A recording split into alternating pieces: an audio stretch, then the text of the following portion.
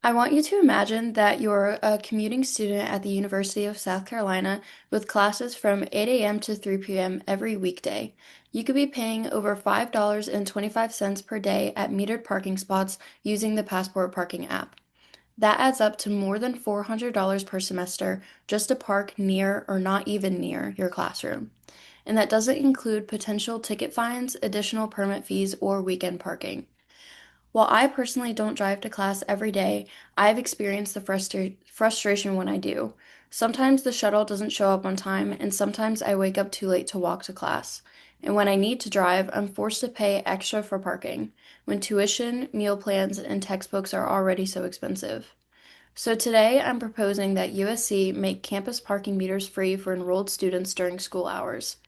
This change would help relieve financial pressure on students, especially commuters, and improve access to education.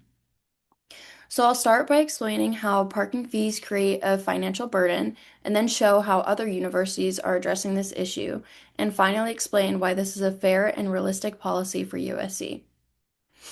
Parking fees are not just a minor inconvenience, they are a significant financial barrier for some students. According to Alexandra Smith, who published an article for Inside Higher Ed in 2023, parking costs on U.S. college campuses have risen in recent years, and they're affecting especially low-income students in measurable ways. Smith talks about how students are already stretched thin by rising tuition, and they are now burdened by hidden costs like daily parking fees and fines. To back that up, the Trellis Company, which is a nonprofit organization that researches financial wellness in higher education, conducted a national student financial wellness survey in 2022. According to Elena Schuett, who authored the survey brief, transportation-related expenses now make up almost 20% of the total cost of attendance for commuter students.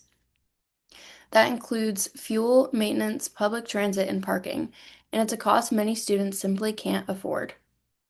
To put that in perspective, a USC student parking Monday through Friday would pay around $26.25 per week at meters.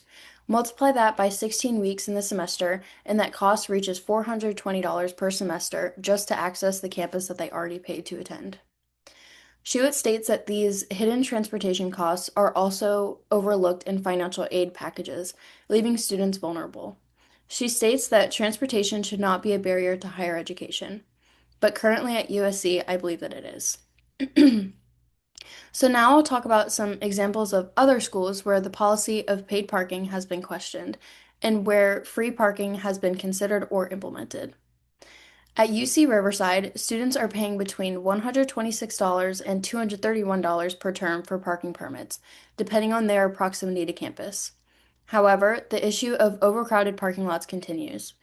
In a 2023 editorial in The Highlander, student journalist Samantha Whittle stated that paid parking has failed to reduce congestion. She called it unnecessary and ineffective, especially considering the high price students are already paying to attend the university. In fact, simply increasing the cost of parking doesn't lead to fewer students driving to campus. This was confirmed in a 2015 study published in the Journal of Transport Policy.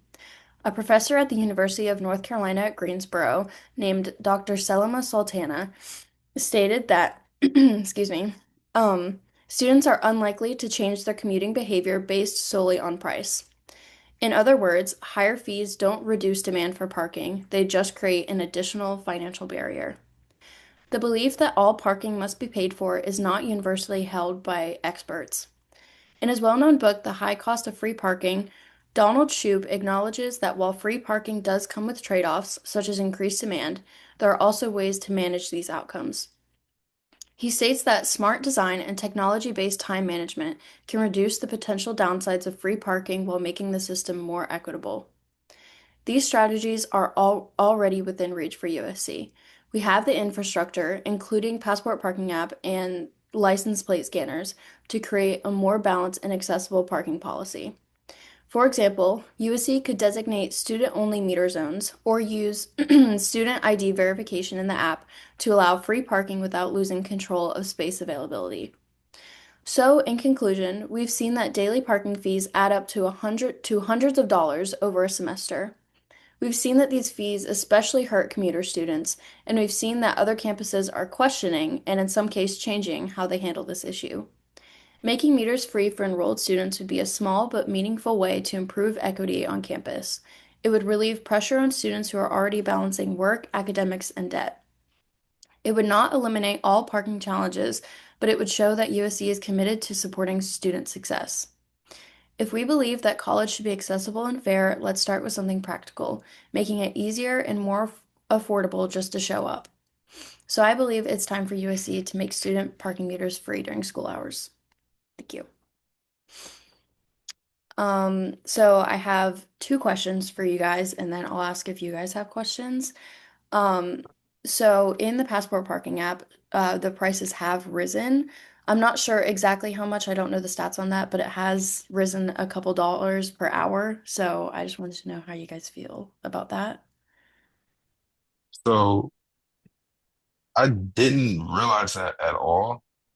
And I've been like using the Passport app since I got to USC. And I've already noticed like sometimes it seems like there's hours or certain lots and spots that have higher prices already. So to me, I kind of feel like it's crazy that they're raising the prices when it's already steaming high just to park for a few hours. And on top of that, too, sometimes you can't even go past a certain amount of time, so you always have to go back and add more time to it. So I feel like it's kind of just greed. Like I feel like they're greedy, just to get more money out of us, honestly. Yeah. Um, Cody, I know that you're not local, but I guess just imagining paying for metered parking just to get semi near your class, how would you feel if the prices were rising? Like, what's your take on that? Yeah, it definitely seems like a hassle and like a step in the wrong direction, especially when students feel strongly about it. I mean, the fact that both of you guys presented about it would make me assume that a large portion of the student population like wants free parking or at least lower costs. So the idea that the university is raising costs doesn't kind of seem to coincide with the interest. Okay. And then my second question was, is metered parking prices a big enough problem to implement a solution? I mean that as in there's other problems that maybe USC has to address first. So do you think that that's too low on the totem pole to even address, or what do you think about that? Mm. I feel like there is other problems that the school has to address, but as far as I know, there's about like 30,000 people that attend school, whether it's driving there or living on campus. So figuring out how people can actually get there and find the spot and be there on time is a big like thing to worry about among all the other problems that they do have. Yeah, I feel like it's ranked pretty high up there, honestly, even though it's something as simple as parking. Okay, Cody, do you have anything to add to that? Yeah, I kind of agree. Everyone has to get to school one way or another, so it's a problem that affects like a huge portion of the population. So I think that would be pretty high on the list of problems that could be changed. Okay. Do you guys have any questions for me? Yeah, so with I guess South Carolina offering free parking, why do you feel like the parking should be free versus maybe being like discounted, I guess? I think that another solution definitely could be discounted parking. I do think that charging for parking is a little bit of a cash grab, especially since lots of the meters aren't even anywhere near campus. Mm. Like the only I don't drive to class because the meters are just too much of a hassle on top of paying for parking. It also gets stressful because a lot of the meters they have like hour-long time limits, and maybe I have to go to a lab or something that's like 3 hours long. So I think that making me pay $4 just for me to still have to walk half a mile is just like it just seems like they don't I don't know how to phrase it. It just seems like it's an unnecessary charge Yeah. just to go to class. So I think that it would be respectful to students to allow them to park for free. Yeah. Especially when you see kids get a parking spot and they still pull out like a scooter or a bike just to go to class. Yeah. Yeah, exactly. Any other questions? Yeah, I guess a question I would have is, does the university provide like any shuttle services or any kind of means of public transportation around campus? They do. I've used the shuttle system. I forget what it's called. I think it's like Translock or something. Yeah. I've used the shuttles before. The biggest problem that I have is sometimes they're not always on time, and other times it's more reliable for me to walk because um, the shuttle that always comes to my building, they always take a random like 15-minute smoke break in the middle of the what's it called? Like the circle or the Yeah, the um, route. yeah, the route. So I feel like it's more reliable for me to just speed walk to class rather than using the shuttle system. And then there are other times where the shuttle just won't run on certain days of the week, and there's no warning or like awareness that there's not going to be a shuttle service that day. So I just find it more reliable to either drive and try my best to find a metered parking spot or just to walk. So they do offer it, but it's not as reliable as I would like it to be. So That's good. yeah.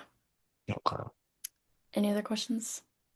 Um, trying to think. I think that's all for me though. Okay. Well, thank you guys for listening.